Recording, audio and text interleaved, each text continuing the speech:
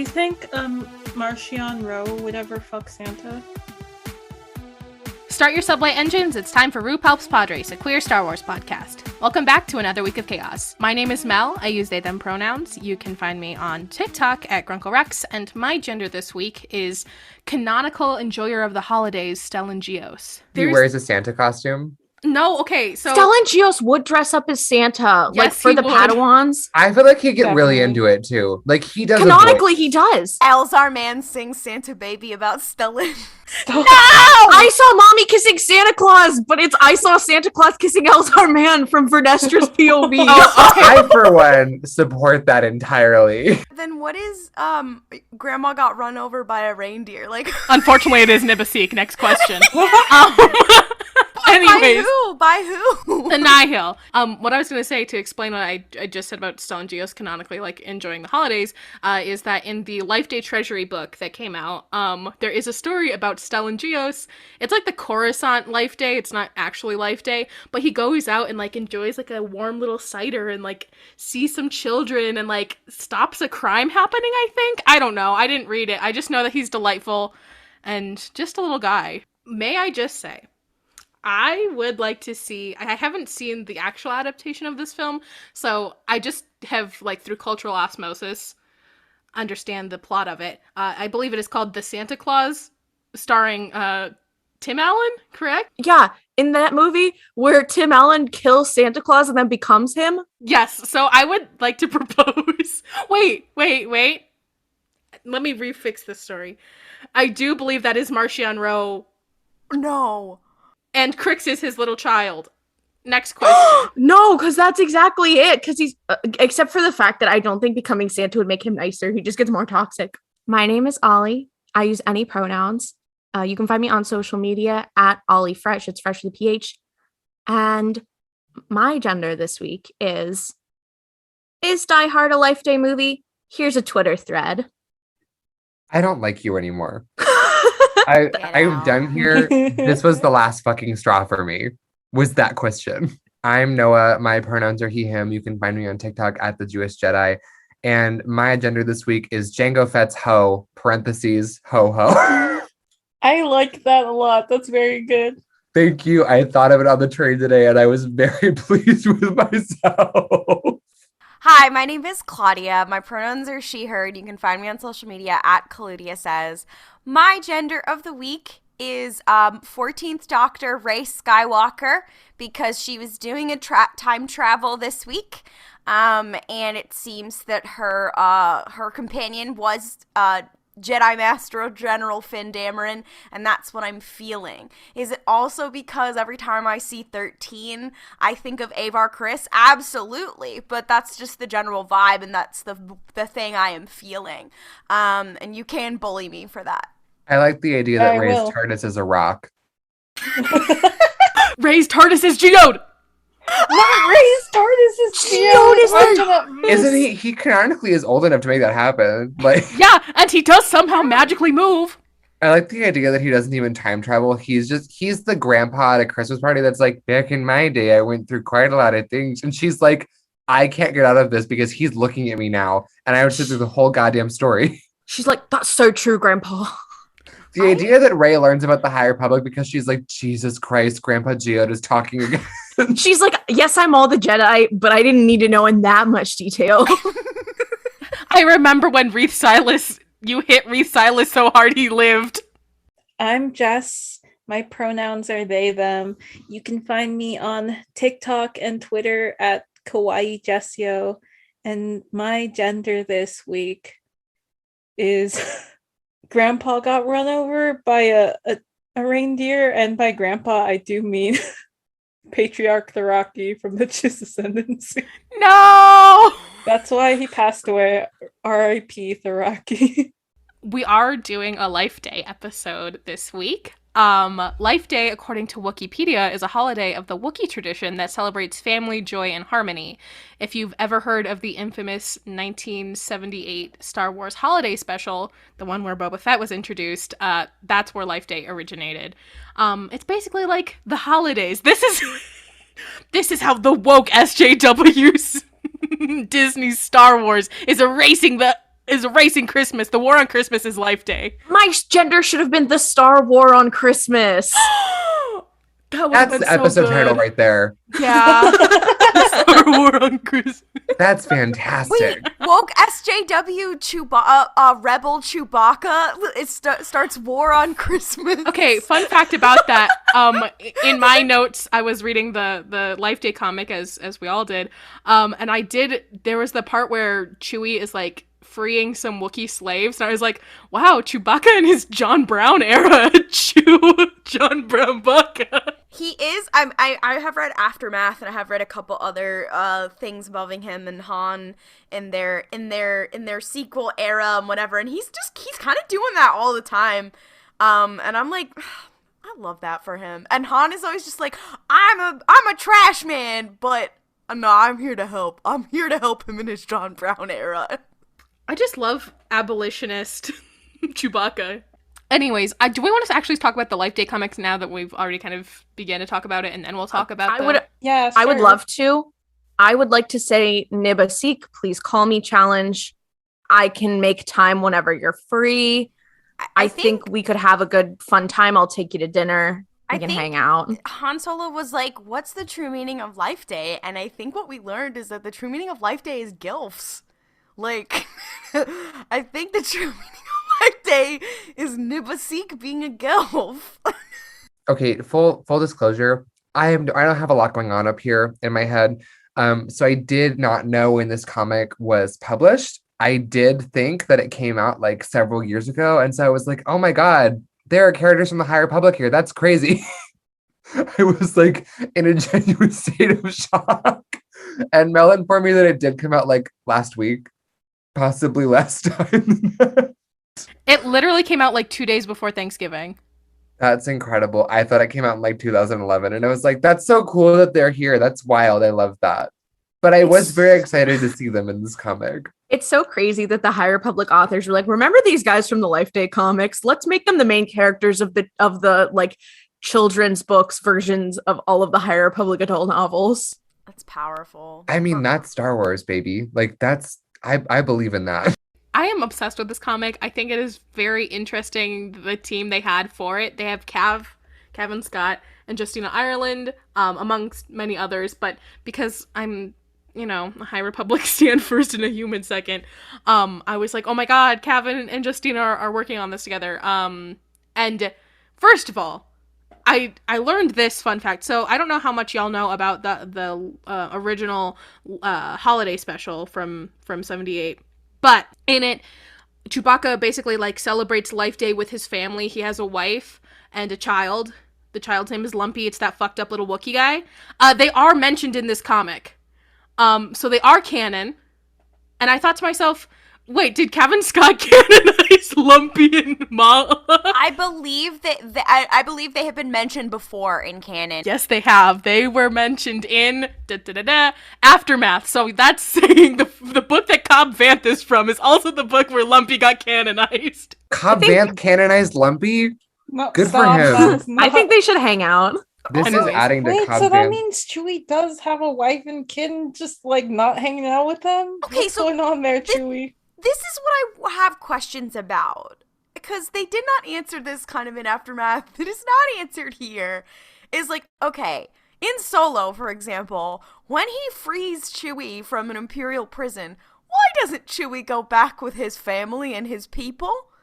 I know, and I've read a lot of the comics and stuff, and in this comic there's a lot about him like missing home, and then in the Aftermath series and in last shot I believe they are separated. I believe Chewie has gone back with his family at that point or whatever, but like, what's the reasoning? And then why, when Han is like, you know what, screw my family, I guess, Chewie's like, yeah, I guess screw my family too, and goes with him.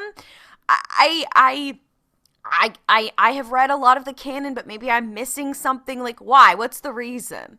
I don't have a canon explanation for this. However, we do know that Wookiees live like a truly insane amount of time. My postulate is that basically Chewie has just like stepped out to go to the store and then comes back after like Han has subsequently passed away. And his wife's like, oh, you were gone for like 20 minutes. That was crazy. What were you up to? Because like time is just different for older beings. So he fully is like, that took forever. That's crazy. So my thought was, it was more like Chewie like calls home and he's like, hey guys, I got this fucked up little dog named Han Solo. I'm gonna hang out with him until he passes away. You're free to like join us or like, you know, call whenever you want to, but like I know you don't want this fucked up little dog in your house. I love the idea of Chewie fully being like, his wife's like, so how long are you gonna be gone? He looks at Han, he's like, oh, it can't be more than 20 years. I don't think this like motherfucker's gonna live that long. Han just keeps being alive, and he's like, "Damn, is this dog gonna die?" And then he does get stabbed, and he's like, "Oh, my dog!" He's like, "My dog! Sorry, he got killed by his own son." Who adopts a dog and then is like, hold on, I gotta leave my family, and then I'll be back when the dog. Okay, that's what stinky happened. Little dog. It's like, I don't want that dog around my kids, but I can't leave it alone. Okay, wait. Okay, oh my god, Han Solo. Oh my god, Horse Girl movie. But Chewbacca's the girl and Han Solo's the horse that's hard to tame. No. I love. Okay. Also, Chewie has the perfect amount of hair to dramatically flow in the wind as he's like, I can tame her. I can do it. That. Wait. Okay. And when he has his wife and his kids. They have a horse ranch, but it's not horses. It's just a ranch, and he has to save it by competing in a competition. And Han is the horse. When he Hey, goes I gotta back, write this fanfic. when he goes back home and he's like, Han, you gotta go like live with your own family. He's like, go boy. Get out of here! Starts like throwing rocks at him, and he's like, Chewie, what are you doing? Stop. This is just like the fucking SpongeBob and like the fucking seahorse when he's just like, get out of here, you dumb animal." Mystery. I'm in love with the concept of Chewie's wife being like, it's been like 20 years, and Chewie's like wife is like, look, if you really love something, you'd set it free. And that's when he's like, go. And that's why he doesn't shoot because he was watching when Kylo Ren was standing there. That's why he didn't shoot him first. He was like, if I love him, I need to set him free. Not Chewie letting Han die because of that. Chewie my calls his standard wife and it's like, Chewbacca. this dog had a kid. I didn't even know that was happening. Like, But he has even a after Han child. dies, he's still hanging out with like Rey and them. He's like, well, it's like the dog had puppies. I gotta do. I can't just leave him. But like, okay, but that's the other piece too. Is that okay? I see discussions on TikTok have talked about how Padme's sister had kids, and we don't know what happens to them. So Luke and Leia just have like cousins walking around somewhere, unless Palpatine had them killed, right? However, Chewbacca is basically like Ben Solo's uncle. Kylo Ren just has cousins walking around who are Lumpy. Hey, yeah, it has just occurred to me that Lumpy is Kylo Ren's cousin. No, Lumpy is cousin Greg. It's Grogu and Jason and Lumpy and who's Ben Ben Solo. Kid? Who's Chewbacca's other kid? I don't know. Kids? I don't know. Only has Lumpy and his I wife. think he only has Lumpy and his wife. Okay, fine. So it's Lumpy and Grogu and Jason, and they all bully Ben Solo. Not them being mean to Ben, and he's like, "Fuck you guys, I'm leaving." Anyways, That's far better than the actual in canon reasons. Also, Knight of Ren, Lumpy Wen. Stop. okay, I kind of am obsessed with that. I love the idea of one of the Knights of Ren pulling off the helmet and it's just Lumpy. This is all to say, my confusion actually kind of sits within what is Chewbacca's relationship with his wife, because we do see that Maz Kanata is like, hey boyfriend, and he's like, hey girly, are they poly? What's happening there? I have a really easy answer. They're in a polycule. Polycule, exactly. Wait, if we get Chewie into this polycule, things blow up. That's what I'm saying. We already, we said we wanted to put Chewie on. I think we could find a world where we can connect Chewie to Han and then be like, oh, silly one time moment. And then we get Maz, and then we get the whole High Republic. Not Chewie kissing his dog on the mouth and being like, he kisses in one sense, like, ugh. I will say this. Like, they were talking down to Chewie and then Han in this comic, and then Han is like, no, that's my partner. But it wasn't giving a, oh, we're an equal vibe. It was giving a, we are gay vibe. Not people being like, okay, this once again goes into my favorite headcanon of being like, hey, did you guys know that I saw this like really big, like hairy guy and this human on the Rebel base? I think that Chewbacca and Han are a thing. Meanwhile, you see Kallus and Zeb like running back in the background. That is and Han's like, I don't know why people keep spreading these rumors. It's so cruel. Okay. I do also love the idea, though, of people like talking to Han and he's like, I'm in control of the situation. And they're like, and they look up at Chewie and they're like, so what's like really going on here? Because Chewie's energy throughout all of Star Wars is just like tired. He's just kind of over Han's shenanigan. Wouldn't you be if you were like 400 years old? And your dog keeps biting people? Yeah, I probably would be. He fully is like, he's really sweet once he gets to know you. I'm really sorry he bit you really.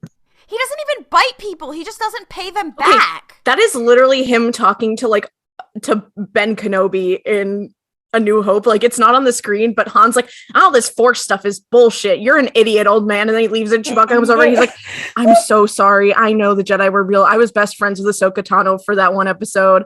I'm so sorry about him. He's really nice once he gets to know you. I'm just thinking now again about that stupid, like, get your dog audio, and it's Chewie being like, it don't bite about Han Solo.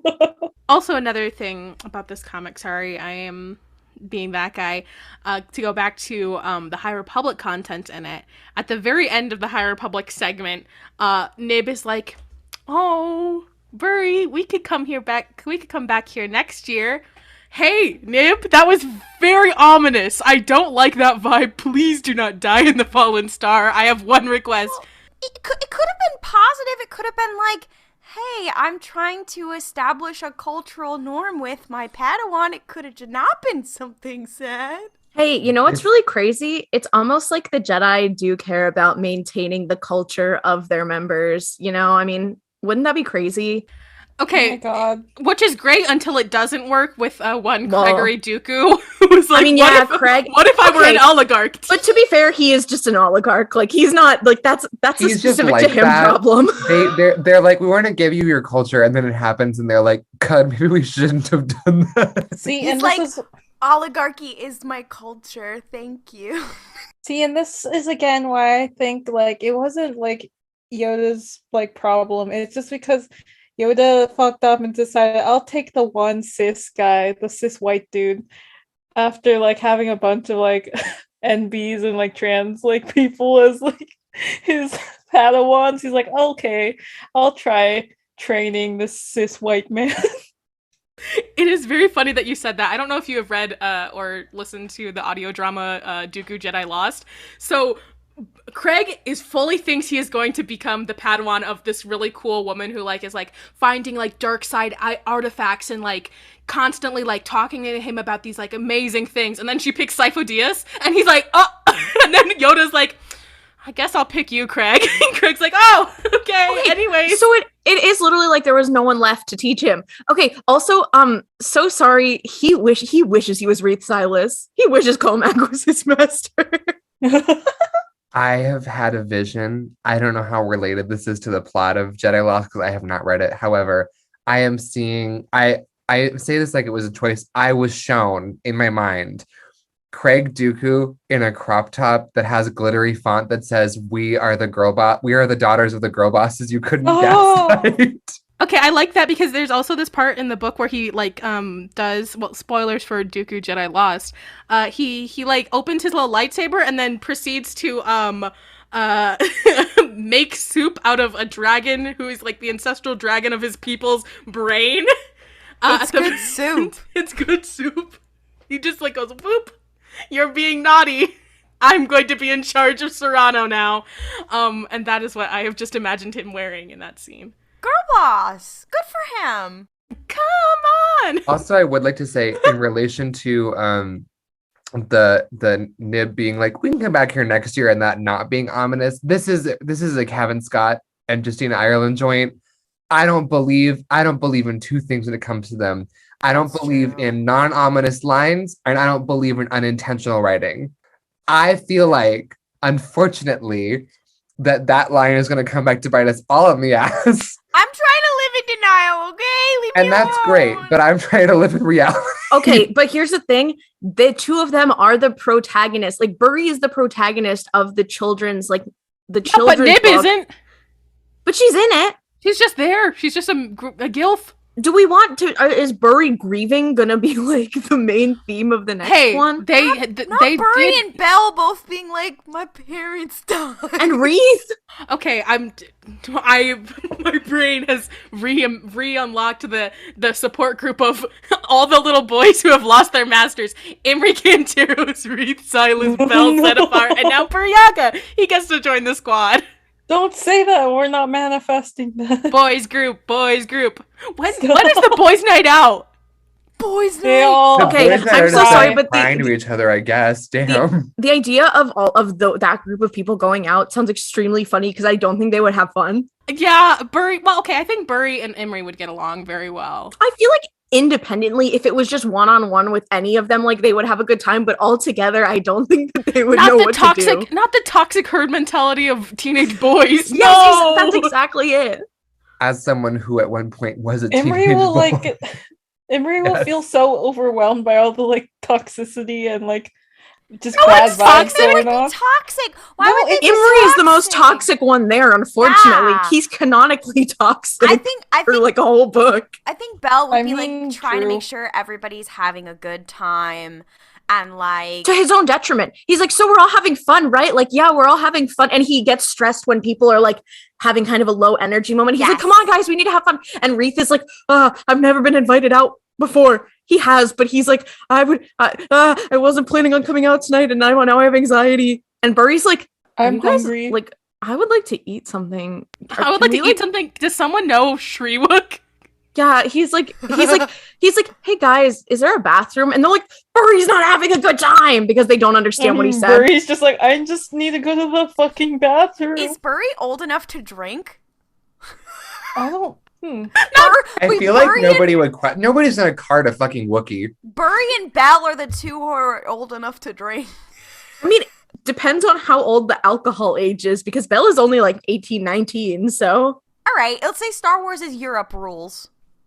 That That means Reith said- could too. Oh, Okay, but I do find the concept Imri very can't funny drink of Reith being like, I've never drank before, and they give him a shot and it's water, but he wants to impress his friends, so he like scrunches up his I mean, face and he drinks. like, He's like, wow, that was really strong. Okay, Reith has canonically drank before, though. He just has the energy of someone who hasn't. I don't care that he has canonically. His vibes are very much not that. He's a designated driver. Yeah. He's not the designated driver. He volunteers. He says, I would love to DD tonight. I like that because I also like the idea of Imri being like, I could call my master, Vern could come pick us up, and everyone being like, no, absolutely not. What's the parallel girls' night happening at the same time that's just like an all-out fucking rager? Kiev, Vern, I'm trying to think who are some others. Lula and Zine. Zine. And I feel like Vern would invite fucking the lesbians and be like, hey Yeah. guys, you guys are like the only friends I have outside the order. Could you like do me a solid right now? So, oh my god, Sylvestri and Jordana bring beer. And Keith's like, hey, we're having fun, but I don't think they're old enough to have that. Isn't Keeve like 22? Yeah, but Zine and Lula and Vern aren't old enough to drink, probably. Oh my god, the idea of Keeve being like 22 years old and being like, why do I gotta hang out with these teenagers? Literally. Speaking of the High Republic in this comic, at the end there's a little plant and you're like, oh, is that a Drengier? I just thought it was very fun and very cute. If one has seen Little Shop of Horrors, either ending to the Little Shop of Horrors, but specifically the happier ending where they live in their little house, but then it like zooms in on the plant at the end, like teehee, it's not really gone. I was like, oh, what a good reference. Anyways, I love musicals, I love cinema. There's a little reference there. I thought that was very funny. Was that a Drangier or? Yes. Right? Okay, so that's my thought. I'm like, damn, how did you survive so long, bitch? Like, the idea also followed by, alternatively, imagine Thrawn alliances where Thrawn and Anakin go to that bar, that same exact literal bar. The whole scene happens, and that gas that that gas that almost kills Anakin, and Thrawn is like, bye, idiot. I do like the idea of it activating the Drengir, and the plot of Thrawn alliances just becomes Thrawn and Anakin having to kill the Drengir. Anyways. POV, weird. This is how the High Republic authors are decanonizing Revenge of the Sith, is Anakin gets killed by a Drengir, and then Thrawn weekend at Bernie's him through Revenge of the Sith. Okay. Thrawn going, I have brought peace. Freedom. Justice. I would watch that movie more than 5 times easily. That sounds fantastic. So the idea of a visibly blue man having Anakin's corpse just like, it's me, Anakin Skywalker. I have brought peace. Like, and Obi-Wan's like, I can see you. Like, you're like, he's like, who are you talking to? I'm right in front of you. Why are you acting like this? Padme being like, Thrawn, I know that's you. We've met. I love the idea of her ignoring it. She's like, wow, you've never asked me how I feel about things before. This is the best our relationship has ever been. Let's talk about the Lego Holiday Special. I really think I thought it was very fun. It's not my favorite holiday special, Lego Holiday Special. I did like the Halloween one a bit more, but I do very much enjoy the energy that this one brought. I enjoyed everyone like hanging out. I think that would have been very fun to see in the movie. I liked that it gave us more Jedi Finn content than the entire sequel trilogy put together could manage to pull off. That was nice. I will say, I'm also a gay person, so I like Halloween better than Christmas. So I was also more into the Halloween special. But that said, I liked how the thing I like the most about the Lego Holiday Specials in any other iterations is that they really don't bother with trying to make sense. They're like, you know what will be funny? And then they just do that, which made it fun to watch. I was like, yeah, there are 3 Obi-Wans to say hello there to each other. That's great. That's content. I love that. That is also the spirit of Star Wars, because like what is George has said many times is like, he goes, you know what would look kind of cool, funky, fresh? This. And does it make any sense? No, I don't care. I think it looks neat. And that's what they do. And in Lego Star Wars, they go, you know what would be funny if we did this? And so it works very well. For the reason that it is Jedi Finn content, it is my favorite Star Wars movie. Sorry, Revenge of the Sith. Sorry, Rogue One. The Lego Holiday Special is my favorite. And also, to all the people out there who are like, where's my Star Wars what if? It's this. Literally, it exists. This is the Star Wars what if. It does exist. Yeah, I think I also probably prefer the Halloween one more. But this one was funky fresh. I did laugh a lot. I liked Luke looking out at the twin sons, his little gay person moment. And his little blue milk. I'm thinking about blue milk a lot too, so I feel you, Luke. I do want to say, speaking of gay people, I do just want to talk about that little scene where Kylo Ren, where Kylo Ren is shirtless on the Star Destroyer, and Hux walks in and he's like, daddy, sorry. Anyway, can you put a shirt on? I'll come back later, and then leaves. And I'm like, I know it was supposed to be that he was disgusted by his torso, but I'm so sorry. But he it came off as so freaking. He was like being like, I'm so gay. He's literally like, I'm repressed. I have to go. It's like the scene from the Padme book. No, somebody correct me on Twitter if I'm wrong, but I do believe when this came out, the voice actor for Hux, like, did say he did play it that way. Like, he did. Which is why, when people were flipping out that Cody won his canon in the Lego Star Wars game, as we saw from the little picture on the wall, Lego had done that before, and that they had canonized Kylux previously in this special. So I'm just saying, Kylux canon in the Lego dub. It's always so nice when we get gay representation from fascists. Really makes me feel seen. He's carrying on Tarkin's legacy. Fuck off. Where's the mouse droid? he wants what Tarkin has. That mouse droid quit immediately. I will say though, I was watching it and I was like, I hate to admit it, this is really gay. I did enjoy that. I was like, this is very homosexual. I will say though, one thing I was distracted by for the entirety of the holiday special was the fact that Palpatine to me was not giving Palpatine, but was giving Stewie Griffin. So I was trapped in hell for an hour because I was like, Stewie, get the fuck out of this holiday special. And I could not get out. I couldn't get away. Oh my god, Hello, Vader. Snoke is Stewie Griffin. No, because that was the voice that was happening. It was literally that voice. And I was like, please free me from this hellscape. I was like, I can't do this anymore. I don't want to call you say that it's like a Rorschach test, but I didn't hear that at all. So I don't know what your damage is. I need to talk about this because I learned about it today. There's some Legends art of I don't know the gentleman's name. He is the evil gentleman from Legends. There's Darth so Bane? many of them. Revan? No, it's like Not Darth Bane? No, he's like Star Killer. He looks like Let's just start guessing. Oh, Star Killer. He looks like a scary little wizard guy. He looks like if Dumbledore it's the guy with 3 eyes.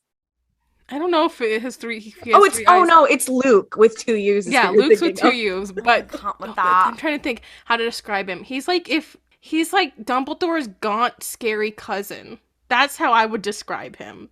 I feel like I've seen a pose where he's like hands above his head, like spooky.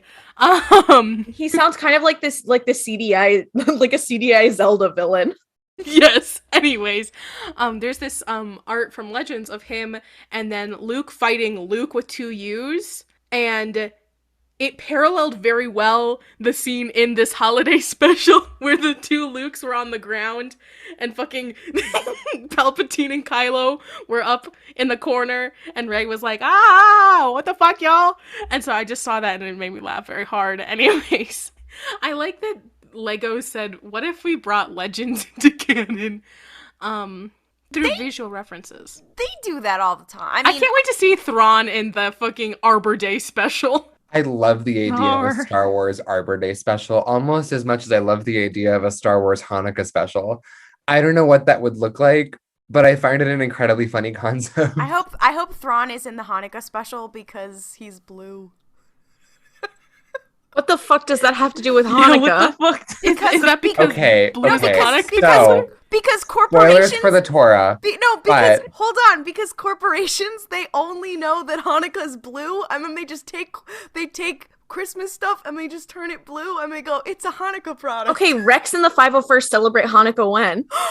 Wait, that's powerful. I did. That is why I wore my Rex earrings for the first half of recording this. Anyway, Jewish trivia moment. Spoilers for the Torah, but not really, because this isn't about the Torah. Hanukkah's not in the Torah. Is it in the Torah or did I just make it up? That's my new segment, actually. I feel like the only person that would stand a real chance at that is probably Ollie, because they actually have a religious background in the Old Testament, but like, oh well. The point is, so there is a reason why blue and white is associated with Hanukkah that is outside of corporate America, and that's because a lot of our religious articles have the color blue in them. That said, this year, gnomes are really popular for some reason, and I don't know why, like Hanukkah gnomes. Like, they had little hats with Stars of David on them, and they were gnomes. And I asked my Jewish friends, and I was like, what is this from? And they're like, we don't know. It also, just appeared. Wait, Klaudia, I did just come up with a way for you to say it being a Thrawn special. Thronica. Oh, I was gonna say Thronica. Oh my god. That's just you said because he's blue. I'm giving you an out here. I love the idea that all blue things in Star Wars are inherently Jewish. This is how Jewish Jango Fett can still win. Wait, okay, so does that mean anyone with a blue lightsaber is Jewish? I don't want Anakin Skywalker as part of the tribe. No, but he loses his lightsaber all the time, and then it gets passed to and then to it does Luke. become red. Yeah, it doesn't become red. He gets a different one, and then he. Oh, I forgot. I don't know Anakin's lightsaber. Then it goes to Luke, and then Luke loses it, and then Rey gets it. So I guess that's fine. Not me policing Anakin Skywalker's Jewish identity. Obi-Wan would be. I'll take that. I think that would make Comac Jewish. Comac does. I appreciate that very much. He has very Jewish energy. Maybe it's just because I like him, and then like therefore he is. But like it's fine. Ahsoka has blue, and then she has green, and then she has white. Does she count? Also, she has blue and white Leku. Yeah, That's true. Absolutely. that's basically she's a part of palace. the 501st. Close enough. She's halfway there. She doesn't even need to wear one. She just has it like on her neck already. Well, you know what? I think we need more white Christians because I don't feel represented.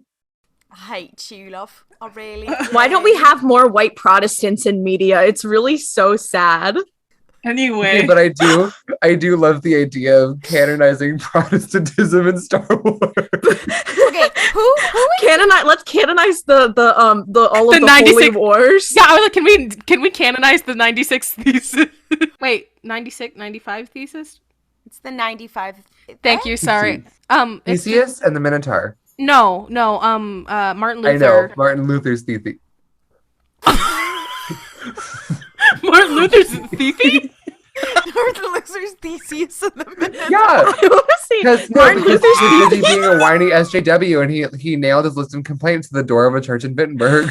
Which Jedi is Damn, that? use my ask box next time. Which Jedi is that? Which Jedi is Martin Palpatine. Luther? No, stop. Wait. Palpatine begins the Protestant seriously- Revolution. Are we seriously No, trying he to starts answer the the Church question of of which England. Jedi is Martin Luther? Claudia loves those silly little comparisons. He starts the Church of England because he wants to get out of Quick, war. which characters Why from the do Bible are you? which Thrawn characters? Anakin does leave the Jedi Order because he can't get married. It's a Henry VIII Church of England situation. I can't. Are We you can't saying that he needs to I have love 6 the musical wives? 6. Oh my god, the musical 6. It's just about Anakin Skywalker, Tall. but it's just Padme 6 different times. She has quick change. Ex-wife. It's for different outfits. It's Thrawn. It's the Handmaidens. Okay, No! okay. It's Padme and Thrawn and all of the men all of the weird little guys he's accumulated. I love the idea that General Hetty is a magnet for weird little guys. Tarkin once. Rex is there and he's like, I don't want to be here. He's like, stop, everyone assumes we're fucking and we're not. Wait, Rex is the one wife who you know how the Catherine Parr? Yes, the one. No. Which one is the wife who like shows up and then Henry VIII was like, oh, you're too ugly. Oh to no, marry you. that's Anne. That's Anne of Cleves. Yeah. And so they get married and then he's like, you know what? I'm just gonna give you some money and you go live your life. That's Rex. I know my white people shit. I I know was my gonna white say, people like, shit. Mel knowing the lore of English history is very funny to me. The Lego special. Anything else people want to say other than this is my Joker? I would like more Finn content, please. Someone make a fucking sequel show immediately so Klaudia can stop being starved for content 24/7. Just give me season. Yeah. Just give me season 3 and 4 of Resistance and put Finn in it, please. I really enjoyed this. I think it was interesting. It had some like interesting things to say about like I just liked the overall message of the story, and then I also just enjoyed like the world between worlds was inside you all along to Rey. I thought that was very fun. Well, considering that in the Rise of Skywalker novelization, I think the way they like describe when all the Jedi speak to her as like from a world between worlds, Oh, it's all fuck. connected, love. That's really It neat. is. Yeah, it is. I don't fuck with the Rise of Skywalker, but I do sometimes play that scene to feel something, mostly because I miss Kane and Jared.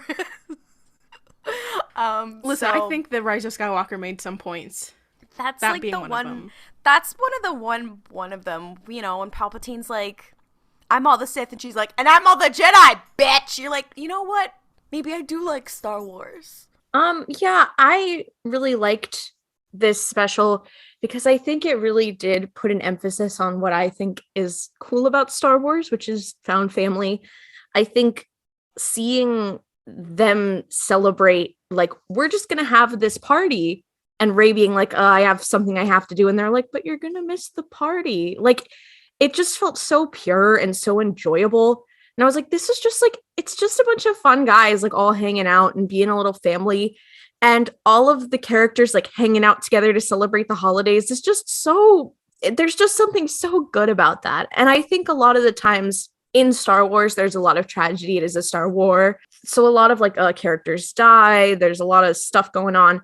So when we get a moment that's just like, here's this little happy moment, it just makes me feel so so many emotions that I don't know how to explain because I'm not used to feeling them in Star Wars, you know? I did also, the thing about the holiday special for me, at least, is it reminded me how much I actually do enjoy the characters from the Star Wars sequels, because I feel like as a fandom space, we engage with them the least because there just is the least content about them. Um, but I really do like them, and their interactions are very wholesome and nice to see and watch.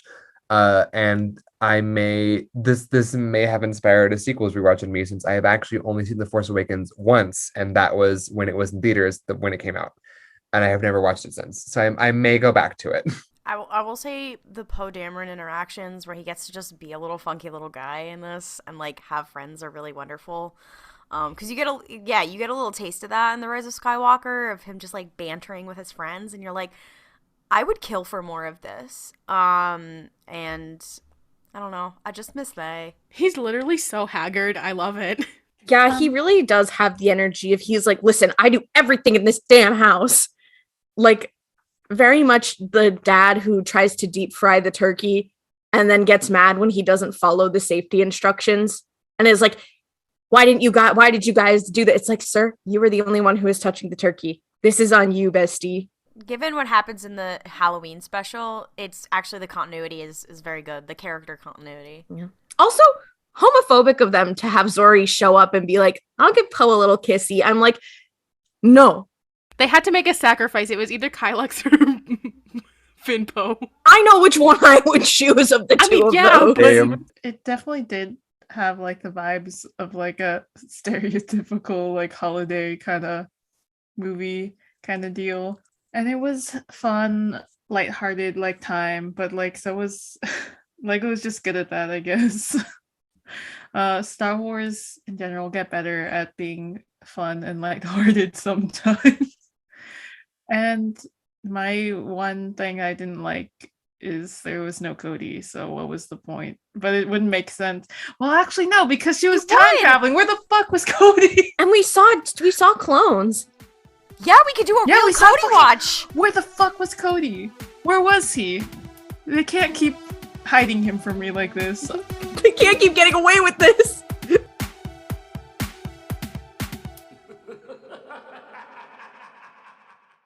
Dun, dun, na, na, na, na, na. Welcome to Is It Life Day or Did I Just Make It Up? AKA the Is It Legends or Did I Just Make It Up Life Day edition.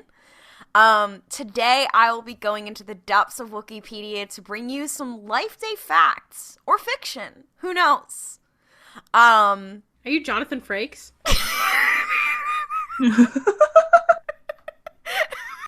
The first one that I shall be bringing you is the Life Day Snowball Bomb. Life Day Snowball Bombs were fancy products sold at the time of Life Day, around 3638 BBY. While called bombs, those devices were completely harmless as they were intended to generate soft and compact spheres of crystalline water ice. Those snowballs could then be thrown at unsuspecting targets, covering them with a layer of gleaming snowflakes. As such, activities were considered unworthy of an imperial citizen. The purchase and possession of Life Day snowball bombs was forbidden by the Imperial Edict GR1NC4. Okay, so I'm not gonna lie, I'm very stupid. And for about the first half of the description, I thought you were talking about an actual product that was marketed by Lucasfilm that people could purchase and buy. And I was like, that's really weird. But then I was like, that seems like something they would do. But then you were like, it's in the Republic, and it was like, this isn't real. I thought she was talking about like bath bombs first. I also thought it was a bath bomb situation. I will say I think this is Legends. I want to be one of those gay people who has a career dropping fizzy bombs into bathtubs. Like Rex. Exactly. I will once again push that I believe if Rex was not a soldier, he would be an ASM artist. I'm gonna get Rex bath bombs for Hanukkah. Anyway, I think that this is Life Day. This is Legends. I think it's real. This is Life Day. Well, you said, is this Life Day or did I just make it up? So I also agree. I think it's Life Day. I think it's Life Day. You were correct. Illegal Life Day snowball bombs Our Life Day. They are legends. They are a real thing. They appeared in Star Wars: The Old Republic: Rise of the Hutt Cartel, which is the first digital expansion pack for the Star Wars Old Republic MMO. So I also believe that is where Scott the Chiss is from. Yeah, Scott the Chiss. Happy Life Day to Scott the Chiss. Happy Life Day to What? Happy Hanukkah, Chiss. Scott the Chiss. There's a Chiss whose name is Scott. Yes. Yes. No, his name is specifically Scott the Chiss. Like Megan Thee Stallion? Scott the Chiss. Can we edit Scott the Chiss's head onto Megan Thee Stallion's body? I'm already doing it. Body, a Life Day tradition from another planet, not from Kashyyyk. Life Day was on occasion celebrated as we know, it was celebrated on Coruscant and celebrated by others. In the one appearance of Life Day, celebrated by Mon Calamari, is it legends or did I make it up? That at the Life Day party, they served crab stuffed cream puffs. Ew. I hope you Better made it not. up. Wait, okay. Can I pitch something really fast? Because this is an episode of Hannibal. Mel, we can't keep doing this. Hanagram art in the U.S. Capitol, but it's in the. I like the Water War arc where the Hanagram arc is just in the background. Anyway, No, the Hanagram art ends up being in the Imperial, the former Jedi Temple, the Imperial. Ron looks at the Hanagram art and is like, I've forgotten that not everyone is able to appreciate art as I do. Thrawn is the only person who figures out that it is /shipping fan art. The idea that Ron is familiar with Hannibal enough to recognize fan art of it, enough to recognize, like, that's a lot. Are we saying that in this situation that Hannibal would be a Mon Calamari, or would he be one of the Quarren? He's just Mads Mikkelsen. Corin, next question. Anyways, Not Galen Erso. Anyway, make your guesses. What do we all think? I'm going to say that you made it up because I don't want it to be true. I'm going to say that you made it up because the last one was Legends, and I believe in alternating patterns. Ugh, I love probability. What about you, Mel? I'm thinking I need everyone I'm else's also opinions thinking. first. I know. I'm thinking that this is a Brian Fuller joint. That was a Hannibal joke again. I think shit. See, here's the problem. I think it's fucked up enough for it to be true, like in the vein of Ahsoka's arc and other things we've heard here. So I think I'm gonna say it's Legends. I also think it's Legends. I don't know. Crab puffs? I mean, Gungan Thanksgiving existed, so why can't the Mon Calamari have crab puffs? I hate them appropriating Maryland culture. We don't really have crab puffs, but we eat a lot of crab. This is Legends. This Whoa. is true. I did pick this because of considering they are squid and octopus people. I mean, I guess things in the sea eat each other, so that's not as bad as I thought it would be. But I was like, crab stuff. Oh my god! I realized they're just crab rangoons. They're eating crab rangoons. Stop! Okay, academic question. Do y'all think that the Mon Calamari are closer to crustaceans or to cephalopods? Cephalopods. Can They're they shape-shift? octopi. Wait, the Corin or the Moncala? The Mon Cala. So this is hard because when we see Admiral Ackbar in live action, he looks like you could like knock on his skull and you'd get a sound. But when we see him animated, it does not. Okay, It because becomes here's with my thing. age. Design-wise, they look closer to cephalopods. However, that would mean that Admiral Ackbar, as an adult, can squeeze his body through a tube that is 1/16 the diameter of his body. Oh no! I believe Wonderful. that. The He original has the Holdo, range. the original Holdo maneuver was him just. I love the idea. They're like, we need a spy to get into this Imperial base, and they just look at him and they're like, "Do you want to go on the pipes real fast?" Okay, wait. I- no, Ezra, we learned it from Admiral Ackbar. I love that, but also consider this. Consider AU where Luke Skywalker, for whatever reason, does not make it to the Death Star to destroy it. And Ackbar says, drop me in, boys. He's the real proton torpedo. Yeah, why doesn't he just simply fly into the 2-meter hole and squeeze through? He wouldn't even need to squeeze through. He could just jump. The Life Day Clone Trooper armor was a purchasable Clone Trooper armor uniform. Stop making me laugh. It consisted of regular clone armor with some Life Day lights attached to it. You know, that's kind of cheap. Like, go ham or go home. The full armor cost $2,200.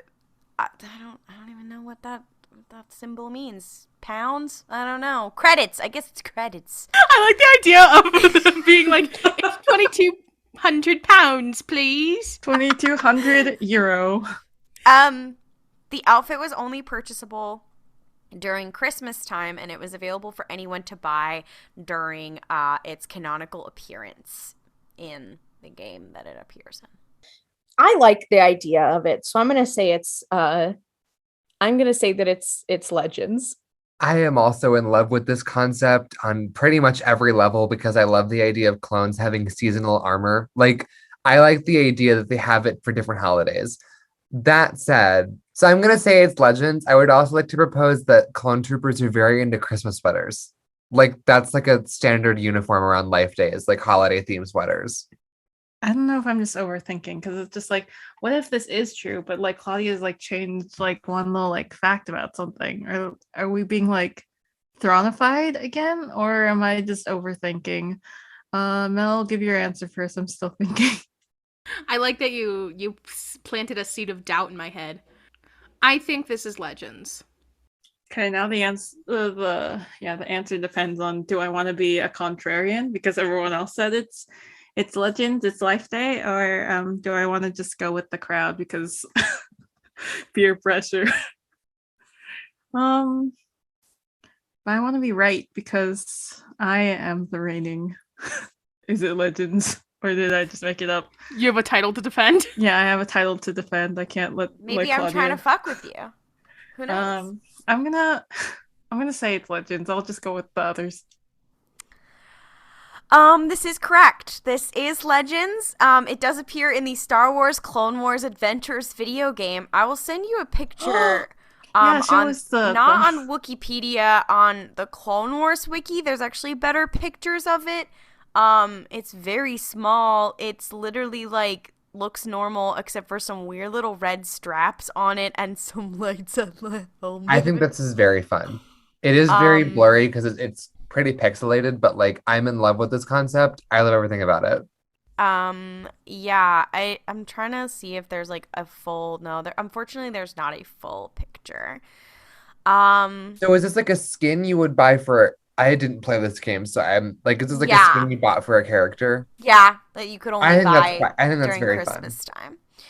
All right, I have another one for you. Nutcracker clone troopers were specialized clone troopers in the Grand Army of the Republic. The armor was similar overall to the Phase 1 clone trooper armor used at the time of the Clone Wars, although it had heavy customizations, such as a blue and yellow color of the helmet's top, as well as the lower leg and knee armor being blue, the upper leg being largely yellow with traces of red, and the chest armor being primarily red, save for a large white streak at the center, as well as 8 tiny yellow circles, giving the appearance of a military uniform like a nutcracker. It had epaulets on it. The helmet has a teeth-like emblem. It has the appearance of a mustachioed mouth. The armor was obviously generally worn on Life Day. The clone Nutcracker Trooper was a purchasable outfit, and it was only purchasable by Jedi members during Christmas time, and obviously was a reference to the Nutcracker suite. Is it Legends? Or did I just make it up? I don't know about the legend status of this, but I would like to pose a question to the group. Which clone would be a suitable ballerina in the Nutcracker? Quickly. Rex. I said Gregor. Absolutely. My answer was also Rex. So Right. As someone who was in the Nutcracker many times, I could take every single clone and I could cast them in the Nutcracker. I have been in almost every variation and every part of the Nutcracker. I have thought this through. Gregor would be some comedic part. The Rat King. Yes, absolutely. Yes. Gregor would be the Rat King. Yes. Wrecker. Oh. So true, bestie. Although I did just have the thought POV Rex is Nina in Black Swan. I actually think that Wrecker would be really good at partnering, so he might have to play he might have to play like the one dude who has to be everybody, like the Sugar Plum Fairies. That's what I'm saying. He picks up Omega and is like, yeah. Actually, if Omega has to be Clara, then it's a whole. That's a different. If Omega has to be Clara, then there's a whole. There's many things here. We have many complications. Anyways, we had to answer this question. I'm gonna say, so wait. This is an outfit that Jedi purchased? I believe the players are Jedi. I'm not this is sure. from that game. Okay, T. Well, then I guess I'm gonna say this is Legends because it's from this game and has all these weird rules to it that I don't understand. I would love if you're pulling a total Machiavelli on us, though, and I'm just getting played right now, but like, I don't know. I feel like it's Legends. I do like the idea, though, of any Jedi being like, you know what? It's Life Day. You know what my clone platoon really needs? Fun little outfits. Fun little gay outfits for them to wear while they go to war. What video game is this from again? It is just called Star Wars Clone Wars Adventures video game. I will say that it is Legends. I will also say that it's Legends. I will also say that it's Legends. You're partially correct. It is Legends. It did exist in this. However, there is a note at the top of this Wikipedia article that this article is about an Easter egg. This article covers a subject that was included as an Easter egg in a Star Wars Legends source, the game. May not have been considered canon within the Legends continuity. So so you're pulling a me like last week when I said this is non-canon. I am pulling a Jess. However, there are many things that are fun little DLC in games that wouldn't be considered a continuity. So the question is, it's up to us if the Nutcracker armor is real. I want it to be real. I also have determined that I do think Wrecker would play Mother Ginger in the Nutcracker. So I don't know how much you guys know about how droids celebrate Life Day or how people use their droids to celebrate it. Obviously, clone troopers have their special Nutcracker armor. So is it Legends, or did I just make it up, that people would dress up their MSE droids as little toy mice for Life Day? I think that's very cute, but I think you made it up. I also think that it's made up. Very coincidental that the Torkin Talk progenitor. Fuck off. I don't know how to say words. You asked! I know, I did. I'm sorry. Lots of coinkydinkies. Jess, what do you think? Yeah, I don't know. This one, like, it is like weird and funky fresh and does have vibes that could be like Legends. Especially after Klaudia has just spent like the last two facts being like, oh yeah, there's like these fun little like clone trooper like things that from this video game that are like the clones got to like dress up too. And now she's bringing up mouse droids, yeah, from the creator of Torkin Talk. Not the name, but just yeah, that vibe. I don't know. I think, yeah, I also think Klaudia made this up. I also think Klaudia made this up.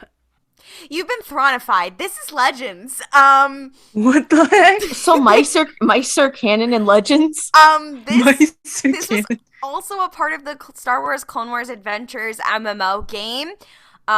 It was a thing in this shop, apparently, and they said people would dress up all of their droids. You know, they would put little things on, little lights on their droids. And it says, mouse droids could also be affixed with a wind key and tail to give it the appearance of a toy mouse. Should I do that to my mouse droid? I think you should. So okay, but Mel and I have tied. We can right. share that victory. I've shared victories before. All right, well, glad to know that I thronified you. Yeah, you got us good. Tee-hee. Thank you. Tee-hee. So for the first time in a hot McFucking minute, I am hosting Name That Ship, which is the segment where one of us brings a fan fiction to the table and then the other hosts have to guess the contents of that fan fiction, either along the lines of the ship or what it's about. We talk about the tags. It's fun. And as a general reminder, we're not doing this to like shade the people who write these. This is all in good fun. So if you find these fics, don't like go make a big deal out of it. It's just for our own purposes. So that said, I want to be clear that the fic that I have brought, the ship is whatever, but the story around it makes me feel so insane. So the tags are very simple. This is character A/character B, character A/character B again, just in a different format. Character A, character B, mob boss character A, mobster character A, alternate universe, mob wife character B, Hanukkah, Hanukkah party, implied violence, fluff, Hanukkah fluff, no dialogue. Hi, so is this a Raylo fic? No, but it's partially related to that. So it's sequels era. Yes. Is it a Kylux fic? It is a Kylo fic. Kylo Reader fic? Yes. Not. Yes. Wait, this is Mob Bus and they're celebrating Hanukkah? This is the plot of this fic. Because the tags are so simple, but I was literally pissing myself at this. Kylo Ren and his reader wife are both in the mob. And they are hosting a mob Hanukkah party. Wait, okay, so is it a Hanukkah party that's mob themed, or is it? No, they're in the mob. The mob is hosting a Hanukkah party. I mean, I think that's kind of powerful. That's everything to me. I am in love with this concept for so many reasons. Also, okay, because I read it, because I had to. It's only like 2,000 words. So basically, tell us the accuracy of Hanukkah. No, of the fic. Like, do you think that the author is actually Jewish? I don't always like to speculate, but what I will say is that they're like, it's the biggest celebration of the year. And I'm like, there's a red flag. I'm like, okay, it's not like at all. But basically, reader, mob boss wife reader, and mob boss Kylo Ren, they go to a Hanukkah party that they're throwing. And there's also a great throwaway line where they're like, that's his uncle Lando. But then again, everybody's their uncle because it's like a mob reference. Okay, I am obsessed with that. That is very funny. And basically, Kylo and mob boss reader wife, they dance together. Is the reader also a mob boss or yes. just a wife? Actually, hold on. No, mob wife reader. I misread that. She's just the wife of the mob boss, but she's in the know. She's in the know. She is aware of what's going on because I want a sequel fic to this where she goes on the show Mob Wives. So basically, mob wife is dancing with Kylo. They're having a slow dance at a Hanukkah party, which I'm not even going to begin to unpack that. But basically, they are dancing, and then Kylo's like, "Don't look directly to my right because somebody's getting taken outside." One of the guests of the party is escorted out of the Hanukkah party by other mobsters and then murdered. And the mob wife is like, "That guy out there is getting murdered, huh?" While she's like slow dancing, but there's no dialogue. He literally like she just like is like, "I see someone getting taken away out of the Hanukkah party by the mob." And then in the end, it's unclear, but I believe this guy was like burned to death outside the Hanukkah party for being a snitch. I mean, did he burn for 8 days? Okay, also, there's a tag that I couldn't read because it would have featured Kylo, but one of the tags is Kylo Ren and Rey are related. It does not mention what their relation is, but I guess this is like mob Rey. Like his sister is Rey, and Rey is also in the mob. She's not mentioned in my memory of this. They just wanted to be like, they're also related. It's fine. But yeah, that is my mob boss Hanukkah wife. So I think that the fact that it's Kylo Ren is not the part that is getting me. It is the combination of the mob and Hanukkah that is very powerful. I think it's so funny. I can't stop thinking about it. I don't know much about Hanukkah. I mean, I feel like I'm informed enough, but is dancing something that you usually do? Like, I mean, yeah. Yes, and I mean the horror slow dancing. Yeah, It's- like, it's is there like a slow DJ dancing. who's playing Party Rock Anthem? Not in my memory. I mean, convert moment, so maybe I'm missing something here. But like, as far as I know, no, that's not a thing. But that's why I was like pissing myself with this because it was literally so fucking funny. I would also like you to know, as a fun fact, I was on a mission because I was like, it's Hanukkah. I'm gonna find a Hanukkah fic. So I literally just put in Star Wars all media types, English, and Hanukkah. Me too. Would you like to guess how many fics are in this? I'm gonna say it's either something insanely high or like embarrassingly low. I'll say like 15. 1,000. That's what's 69. your answer. Would you say? 69. I would love that. It is 47. I also want to make it abundantly clear. It is not funny that it is Kylo Ren and a reader. It is because it is a Hanukkah party hosted by With the mob. mobsters. Hosted by the fucking mob. That's hilarious to me. I'm not gonna lie. That just kind of has the energy of, like, the Nihil having a Hanukkah party. Okay, Marcion Rowe being like, "Okay, guys, are you ready? We're gonna make some latkes and jelly donuts together." The idea of marching on Row on the Gaze Electric, he has a room that's just a giant menorah that he pulls out once a year. And he fully is out here. He takes off the helmet. He's like, Baruch atah Adonai. Like, he starts the whole fucking thing. That's hilarious to me. Oh my The god! idea of like Lorna. of Lorna D being like, "Oh, I didn't know there was a thing today."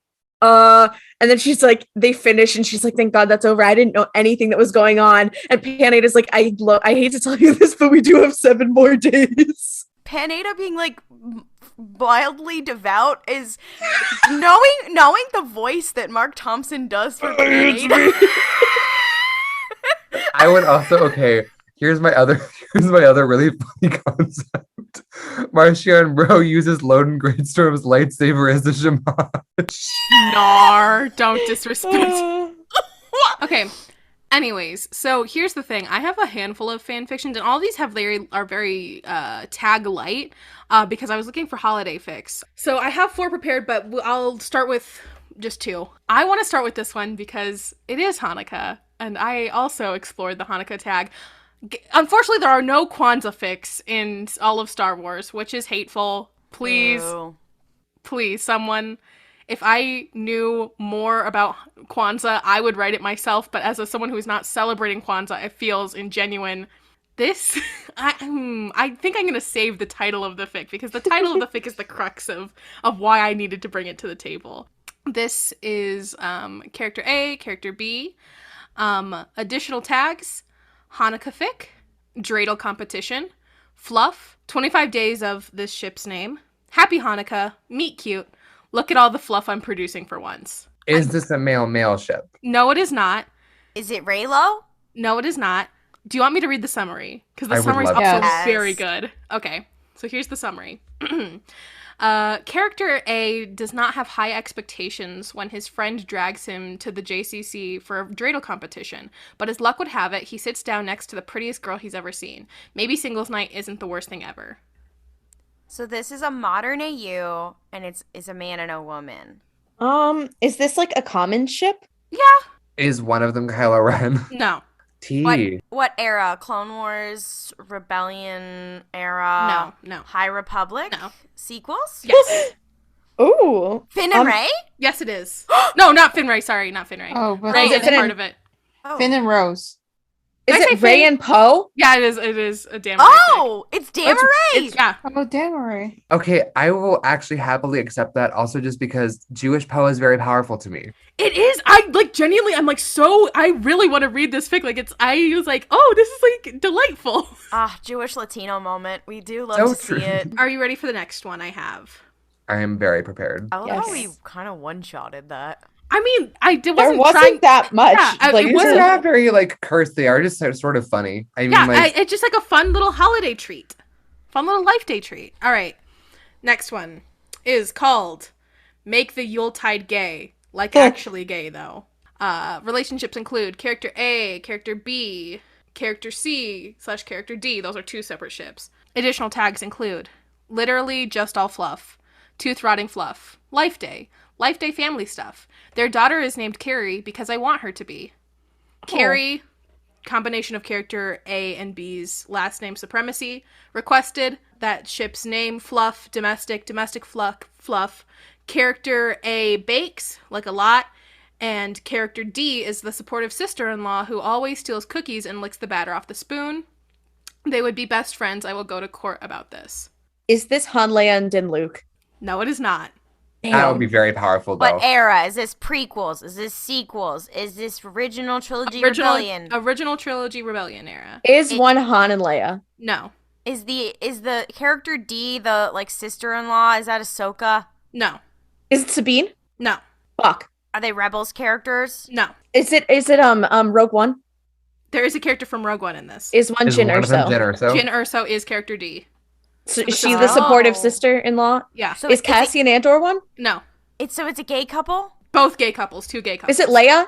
Yes, Leia and Jyn are the second couple. Okay. And is the first couple is Luke Skywalker one? Yes. Is it Han Solo? Yes, it is. Oh! Period. So Carrie is named Carrie Skywalker Solo, and I'm really obsessed with that, and I think it's so cute. I actually love this concept. I might want to actually read this. I know. I forgot to tell you the title of the Jewish Poe Ray fic. It's called "You Spin Me Right Round." I gotta go. I gotta get out of here. I forgot. Oh my god. That was like the crux of why it was so funny. Holy shit. Okay, anyways. This next one is called Santa Doesn't Fall Off Ladders. Character A, character B. Fluff, Christmas fluff. Nurse character B. Character A fell off a ladder. Okay, is this fic just your Christmas remake of the Santa Claus with Stella and Geos? I wish it was. It is not. Stella Geos falling off a ladder is very funny. Okay, but of all the High Republic characters, it's him or Elzar that's falling off that fucking ladder. And I the know other it. one's gonna be like, hee hee, I'm your nurse. Okay, I would also say, I would like to posit that if Elzar falls off a ladder, Stellan is like actually attentive. If Stellan falls off a ladder, Elzar has pulled out a phone. That man is Elzar's filming. like, oh no, our Stellan is broken. Elzar's like, oh my god, that looked like it hurt.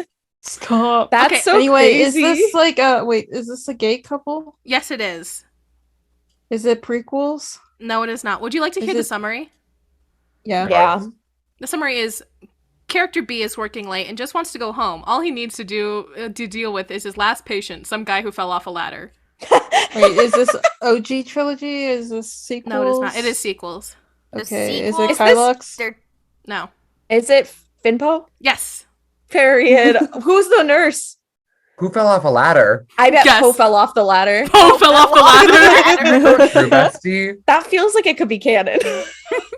I feel do like like that Mel has brought us just like so far 3 very wholesome fics. Oh yeah, I want to read these. All right, here we go. The last one. Some coal in the stocking, if you will. Oh no. I mean, it's not that bad. It's just funny. Character A, character B. Holidays, humor, silly. Life Day, Christmas. Summary, it's Life Day at the temple. And character B tries to help out in his own way. A Jewish fun where it isn't so strange for this type of character and this type of character to be together. Jar Jar Binks. No. Fuck. Get Jar Jar out of here. So So one of them is a Jedi. they're gay. Yes. Yes. Orson Krennic. No. Yeah, Why would what the Orson fuck? Krennic be at the Jedi Temple? So, I don't know. They said it was an is AU where it Obi-Wan wasn't one? unusual. Obi-Wan is not one of them. So one of them is a Anakin? Jedi and one of them is not a Jedi. Yes. And Anakin is not one of them. So let's figure out who the Jedi is. Are they on the council? No. Is it Quinlan Voss? The No. prequels? Yes. I was just about to ask if it was Clone Voss, and no, I don't know. Fisto? No, They're not Mace- on the council. Mace Windu. Oh. No. You're like, they're not on the council, and you're like, what about Yoda? Quinlan Voss? We already said that, Klaudia! Oh, wait. So it's prequels era, a male Jedi who's not on the council. Craig Dooku. No. Pre becoming a Sith. Stop. Did you... Qui-Gon? Obi-Wan. Yes, Qui-Gon. All right. Okay. And the other person's not a Jedi. Are they No. a human? No. It's Hondo not Jar Jar. Ohnaka. No. Is this other person also from the Clone Wars? Yes, this character's in Are the they a Clone Wars. clone? No. Zero the Hutt. No. Get Zero the hell out of Aren't here. they? What the hell? So they are human. A clone? No. A bounty hunter? Oh, I misunderstood. Cad Bane. No. Okay, I'm so sorry. Qui-Gon Cad Bane's very funny. So they're not a bounty hunter. They're not a politician. No. They're not. He's The way I not. almost He's a said man. Rush Clovis. I almost did. He's less than human. Are they in live action? Yes. Oh, is it Dex? No. Oh, that would have been fun though. What's that fucked up little guy who was like the slave owner? What? No! Oh, okay. Wait, in that vein, who's that fucked up little guy that pod races against Anakin? Is it Boba? No! Is it not Tonwee? No, it is not Tonway. What is the other one? The one who's actually Llama No, Sue? it is not it's not Llama Llama Sue. Sue. Now say. No, it is not Nalase. No, they're gay. Is it the Gungan King? No, it is not. Boss Ness. No. Is it, Bosk. wait. Did they appear in Phantom Menace or did Yes. Darth Maul. Is it Maul? Yes, it is Darth Maul. Hey, what the fuck? Merry Christmas. No, actually, Happy Sith Miss. That's the title of the fan fiction. Guess what year this was published in? 1998. 2007. 2001. No. 2021. No. Noah, you were the closest thus far. 2020? No, not 2020. 2001, you were closer. 2002? No. 2000? No. 2003? No. 2004? 1999? This was from Christmas of 2004? Damn! This living in the future. Archive of Our Own existed in 2004? No. People were writing Qui-Gon and Maul fanfiction the year I was 4 years old. Yeah. No, okay, so the thing about AO3 is that it constantly, like, eats up old fanfiction sites where people would upload stuff. And then creates it as, like, an archive. So this is one of the oldest, I think it's the oldest of the Life Day fics in the tag, if I'm not mistaken. Epic. You've literally found the ancient texts. Yeah. Call me Luke Secret Skywalker. takes. I'm amazed Yes, that it is. someone watched the prequel trilogy and was like, no, because Maul and Qui-Gon. Because that was before, that's before any other Maul content besides him showing up in the Phantom Menace. And they were like, he's fuckable. Well, happy. That's Life Day for you. As we mentioned in our Thrawnton episode, we're giving away a copy of Lesser Evil. So drum roll, please. Congrats to Jiltai01 on Twitter. You will be getting a Life Day gift from the Chiss Ascendi itself. We'll send you a DM when the episode airs so we can get your shipping information. Thank you so much for joining us this week for Rube Helps Pod Race. Episodes usually drop on Sundays. For updates, Star Wars news, and more cursed shit, follow us on social media at Rube Helps Pod Race on Twitter, Instagram, and TikTok. If you really love the show, please rate and review our show on Apple Podcasts and or Podchaser, even if you don't use them as your podcatcher. It means a lot to us. May the Force be with you, and don't kriff it up. Waka waka. Waka waka. Waka waka. Ho ho ho. Waka waka.